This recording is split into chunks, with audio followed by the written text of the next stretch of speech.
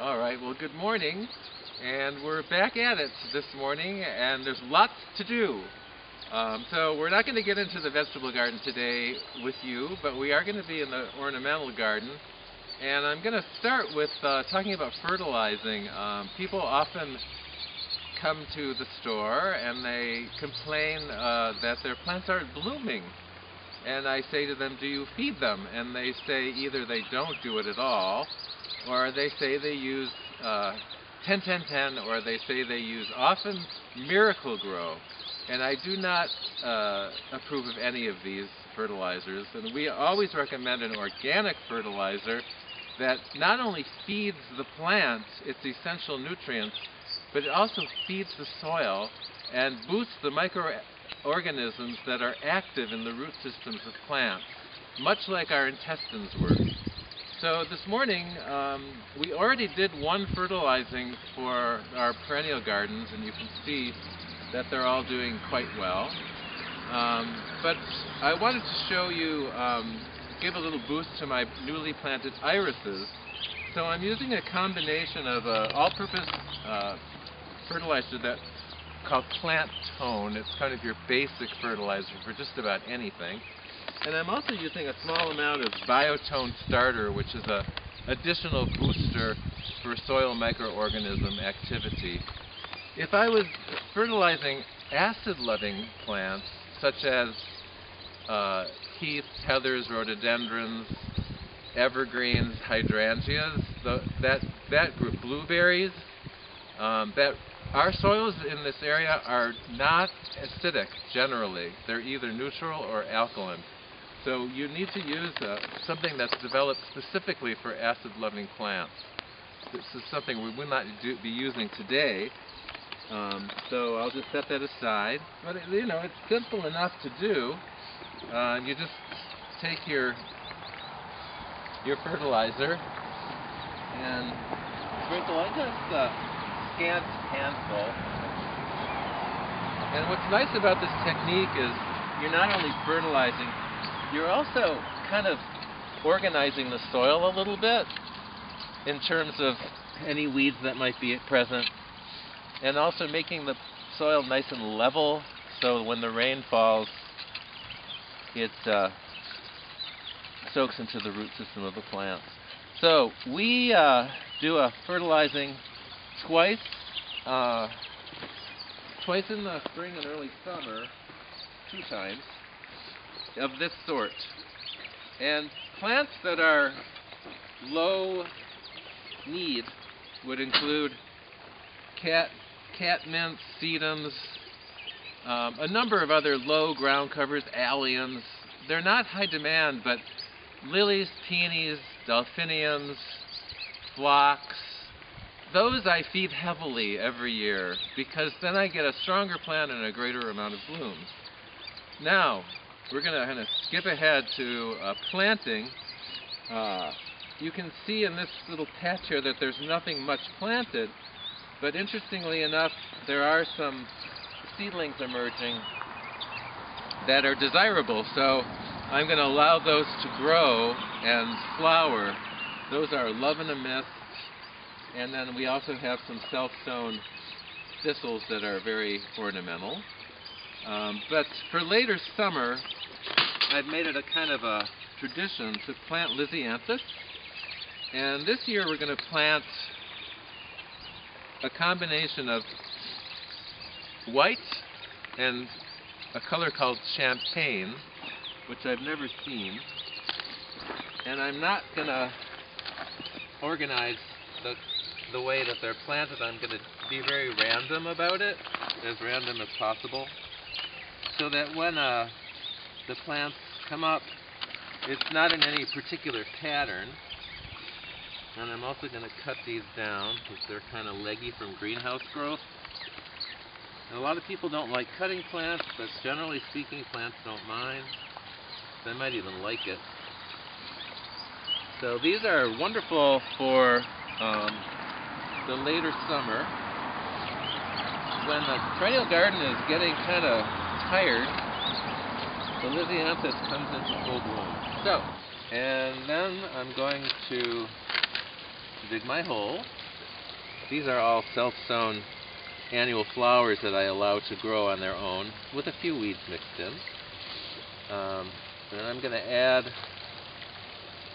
a little bit of the bat guano to the whole for the purpose of fertilizing. High nitrogen fertilizer. Just a little extra boost. So I want to have a good success with this particular plant.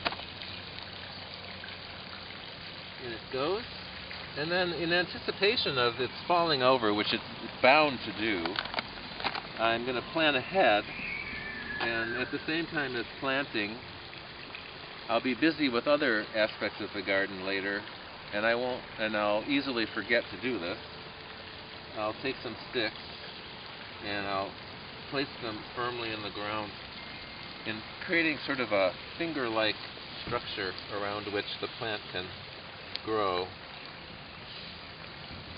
And then we're done. So over here, you can see the planting in its entirety, ready to go. You know, water, up we go, zoom, zoom, zoom.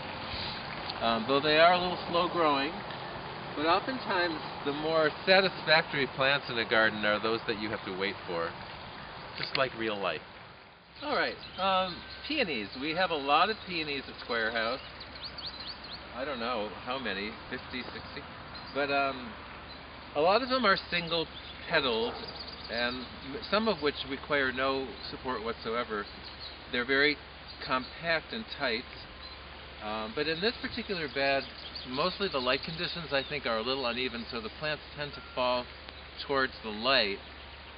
So I do stake them. But before I stake them, I do two things. I use my fertilizer, as I discussed earlier, and I'll go a little heavier. I didn't fertilize these yet this spring because, because it happened quickly. It was a very quick spring. And the same deal, blah, blah, blah. These are old tulips. They don't need to be there. A few weeds. We'll get those later. Alright. So that's done. And then, the other thing that a lot of people don't realize is that peonies need to be disbudded. And I can't do that with gloves on. That means you remove the side bud. See, this is the main bud, and these are the side ones. They just started forming, and you can just use your fingers when they're young and pinch them off. And it's actually kind of a nice meditative thing to do. So you can do some chanting while you're picking them off. And then, once that's completed, we're going to stake them. This is a system called Peacock that we use at Squire House. And it has these poles these are movable for height, which is nice because you can start low, and if you need to raise them, you can. So they go into the ground really easily because they're strong and they're a lifetime investment. Right, la la la, easy, easy, and then this goes in here. Sometimes they're a little tricky to maneuver because of the angle. There, easy enough. And then you can adjust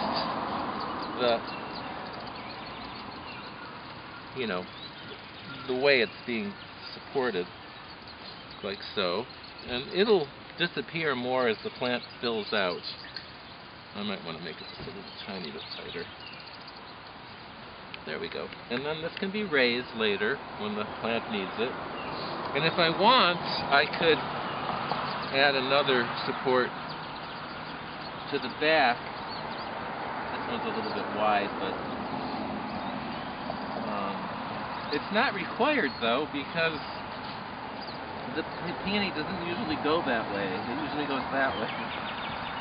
So, but if you wanted to, you could put an entire hoop, or even expand it further if you wanted. So it took me, and I'm talking and wasting time talking, but it took me how long? Less than a minute. This will be perfect later. The plant will be perfectly supported. I can raise this up if I want later. And then when it's all done, I take it out and I use it on a dahlia or some other plant. It's good all summer. Anyway, that's a great way to support a peony. We use a taller version with the hoops on a few of our taller perennials, our meadowrue and delphiniums as well. So this is a great system. It can't be beat, period. The overriding theme of this talk about fertilizing and staking has to do with how to get the greatest pleasure out of your garden. And the way to do that is by working pretty hard in the early season and feeding things and getting things supported and getting the weeds when they're really young. And then by midsummer, all you do is enjoy your garden. And we'll have more good tips for you next time. Thank you. That's it.